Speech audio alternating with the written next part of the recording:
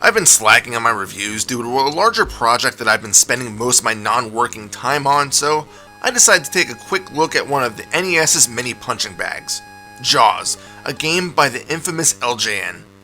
I'm still of the belief that LJN isn't as bad of a company as a lot of people claim it to be. No, they aren't top tier like, say, Capcom or Konami, but most of their games aren't outright terrible. Most of them. In Jaws, the premise is simple. You move between two different ports, shooting down various sea life to collect various items to upgrade your abilities so that you can strike down the deadly shark. It almost feels like a bare-bones RPG of sorts, since you have free movement of your ship. As you travel around, you will get into random battles in which your character jumps from the ship and dives into the water. These segments are where the majority of your time will be spent. It's easy to figure out what to do. You shoot jellyfish, smaller sharks, and stingrays. When they are defeated, they might drop one of a few items. Stars give a various amount of points, which are just for bragging rights. Crabs will increase your base speed. But the most important thing to be on the lookout for is conch shells. These are used as the currency that the ports require in order to power up your diver. See, there is a power meter that's on your HUD. When you first visit a port, you'll be given a Jaws detector, and that somehow only tracks Jaws. If it starts beeping frequently, it means that Jaws is very close, which also means that if you feel like you can take him down, you'll know where he is. Anyway, after buying the detector, each subsequent visit to the ports will give you an upgraded spear. Before attempting to take down Jaws, you might want to bring your power up to at least level 5. Here's the catch.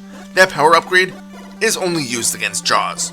The other run-of-the-mill sea life will take the same amount of damage regardless on what your spear level is, which is kind of odd. So yeah, it may not sound like there's a lot of gameplay here, and you'd be right, as it can feel repetitive. If you visit the same port twice, they won't grant you an upgrade, forcing you to alternate between zones.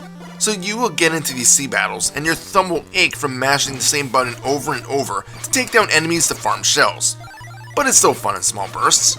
If there is one frustrating moment of the game, it's this: death. Not only do you lose your Jaws detector, which means that you need to repurchase this before upgrading your weapon, you also lose a power level. You'd think that death wouldn't come easily, as it is easy to avoid most of the fish, but here's the thing: all of the items fall to the floor. The issue with this is that the jellyfish come up from the bottom of the screen, so if you allow a shell to hit the floor, it's a risk to go after it, just in case a jellyfish spawns in and kills you. There's no real pattern that I could see with how the enemies come on the screen, so you just never know. There is one safety net in the form of a small submarine that you can find on the world map. This only spawns in after you've been playing for a little while, but it is an awesome bonus. Not only can it fire quickly and has more powerful shots, along with being able to drop bombs, it can also take one hit for you. That one little moment of saving grace is so helpful, especially when attempting to take down Jaws. There are also bonus games that you will enter every few minutes. This is odd, as you simply fly around left to right and vice versa, dropping bombs on groups of jellyfish. I cannot comprehend why you are dropping them on jellyfish, but it is a quick way to earn shells, as you get roughly 1 shell per 3 jellyfish blown up.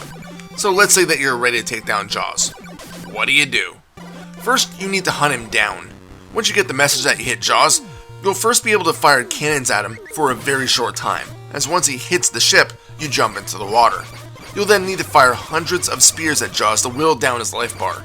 If you cannot defeat him by the end of the battle, he will regain a bit of his life and you'll be sent back to the world map. If you can defeat him, you have one last step. You'll be brought to a different screen in which Jaws is stalking you.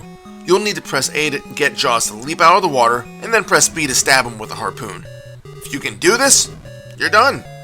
I haven't been able to get this final attack in, and was only ever able to hit this area once or twice. The graphics of the game, I must admit, are fairly bland. Most of the scenes look similar to each other, and the small world map never changes, other than the sub or Jaws appearing. There's not a ton of detail, and Jaws looks a bit boring. Oh well. Music, well, it exists. It's not the strong point of the game, I'll admit that. I usually had Pandora playing while I hunted down Jaws, as the music just isn't amazing enough for me to give it a dedicated ear. And that's Jaws. Yeah, there's not much to it, but it's still fun if you give it a chance. It does get a lot of crap due to its repetitive gameplay and ho-hum visuals, but it's really not that terrible. It's also a cheap game, so if you want a short experience to kill an hour or two, give it a go. Just don't go in expecting a jaw-dropping experience. Final score, 4 out of 7. This is Reaper. Happy fragging.